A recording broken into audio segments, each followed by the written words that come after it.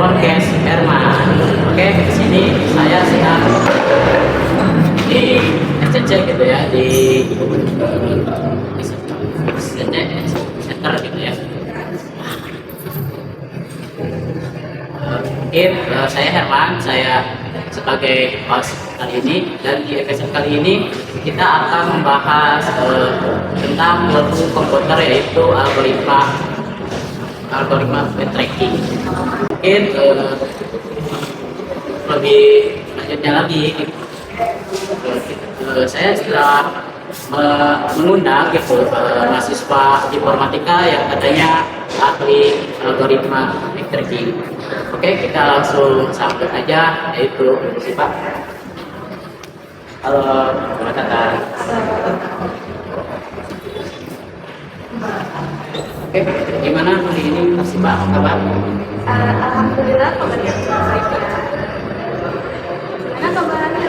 Oke, baik-baik aja sih. Mungkin ya sedikit tugas mungkin dari pekerjaan. Oke, di sini saya sebelum kasih Pak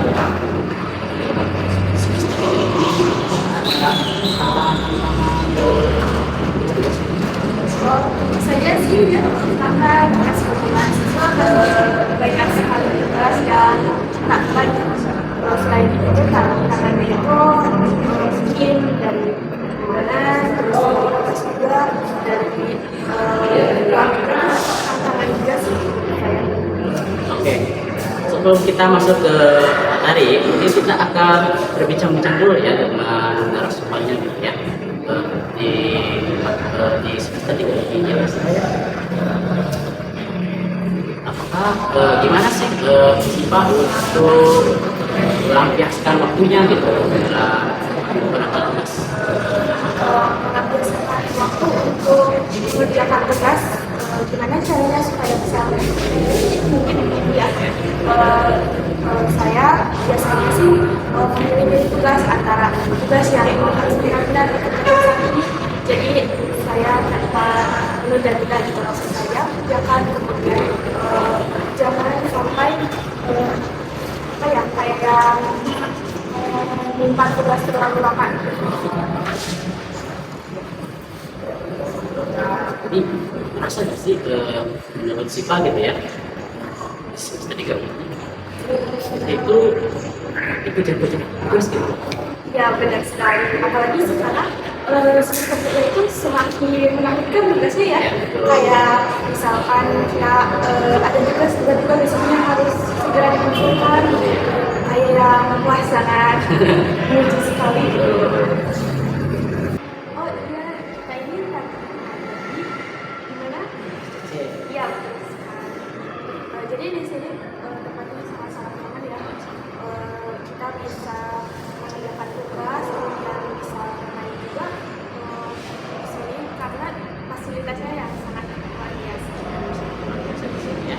Oke, kalau misalnya kalian gitu ya, apabila ada tugas ya, saran saya sih mengerjakan di sini gitu ya, Ya, nyaman. apalagi wifi-nya gratis. Wah, wifi-nya gratis tuh. Pasti kalian itu wah semangat gitu kalau ada wifi gratis gitu ya. Benar sekali. Oke. Oke, sebelum udah gitu ya, untuk pengenalannya kita langsung aja masuk ke kan awal sih aku suka banget. Mengapa algoritma itu penting? Sebelumnya saya ya. Kalau saya kenalkan nama saya Sumpah dari kelas informatika. Di sini pertama-tama saya ucapkan terima kasih kepada teman karena sudah mengizinkan saya untuk berbicara pada podcast kali ini. Kemudian tadi apa yang ditanyakan? Mungkin itu saya paham gitu ya. Belum paham betul kan? Ya kan di sini kan masih Pak nih katanya nih ahli. Sama-sama pelajar Oh, sama-sama pelajar. Sharing aja gitu, kayak menjadi ilmu lah. Boleh lah, supaya ini kita jelaskan atau motivasi dan apa itu? Oh, boleh, boleh. Menurutnya, saya pribadi, yang saya pelajari dan saya ketahui bahwasanya algoritma backtracking itu adalah salah satu metode pemecahan masalah yang mencoba semua kemungkinan solusi secara sistematis. Jadi itu yang nanti itu mencoba-coba sampai menemukan jalan keluarnya. Kayak yang misalnya melangkah menuju ke solusi, kemudian dan jika solusi tersebut ternyata tidak cocok, maka kita akan kembali ke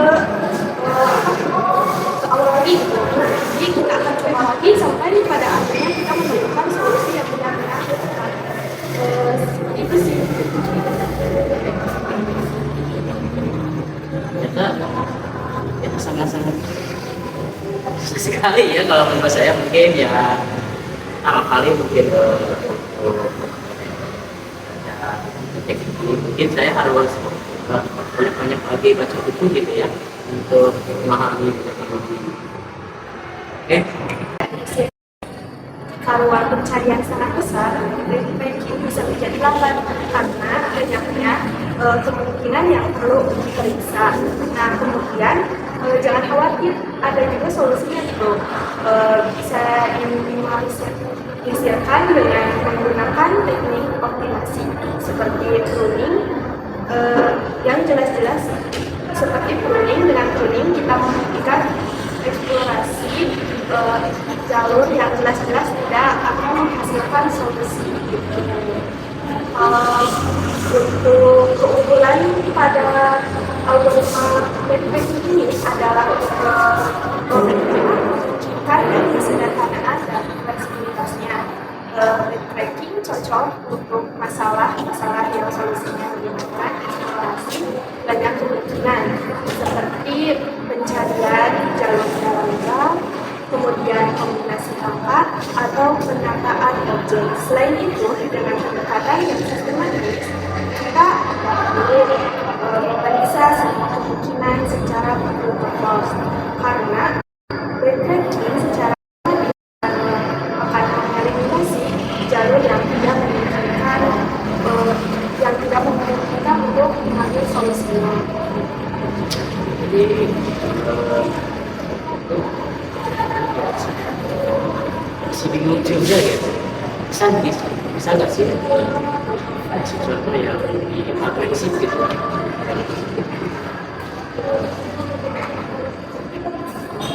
Contoh yang mungkin umum ya, contoh yang umum pasti setiap orang dan tahu juga makin laki-laki kita waktu kecil kita pasti tahu dong ada permainan anak-anak. Kalau masih kecil ada permainan ini, kemudian pas udah dewasa pun kayak kita mengenalnya, kemudian kita masih selalu bermain laki-laki tersebut.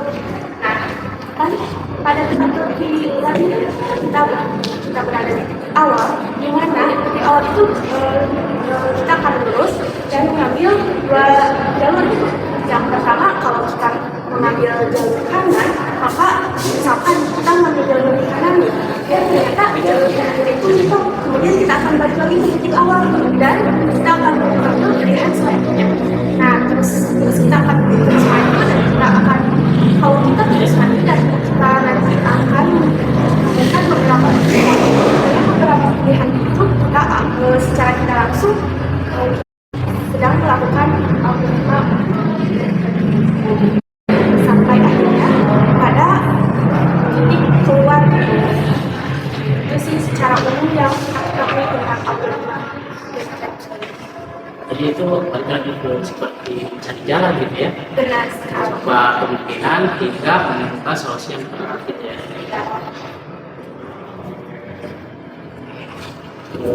Sini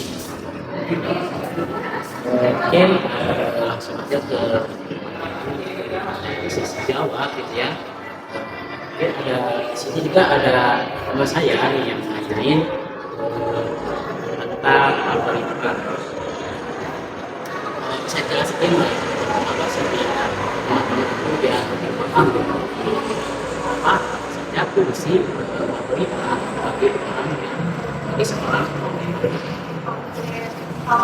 Fungsi algoritma untuk seorang programmer itu salah satunya untuk pencarian solusi yang memenuhi kondisi, kemudian pencarian kombinasi atau kombinasi, dan selanjutnya untuk pengembangan aplikasi berbasis konsep lain. Apakah ada tips atau saran dari para pendengar yang ingin mempelajari algoritma trading? Terus dari sarannya, saran dari saya itu mulai dari saran dari saya pribadi gitu ya, mulai dari masalah-masalah sederhana. Jadi jangan langsung ke data-data yang besar. Kalau ingin mencoba algoritma tersebut, mulai dari awal seperti sudoku, tadi jangan langsung dengan data-data yang besar gitu. Nah, kemudian pelajari juga konsep Rusian, karena mereka biasanya diimplementasikan. Kemudian selain itu pahami bagaimana cara model integrasi, space, dan kapan harus melakukan refleksi. Itu sih yang penting kita pahami dulu konsep dari algoritma. Oke, terima kasih banyak Pak. Saya tip. Saya yakin pendengar kita jadi paham tentang algoritma trading. Sama-sama, saya ucapkan juga terima kasih karena sudah diundang untuk berbicara pada podcast kali ini, dan juga saya mengucapkan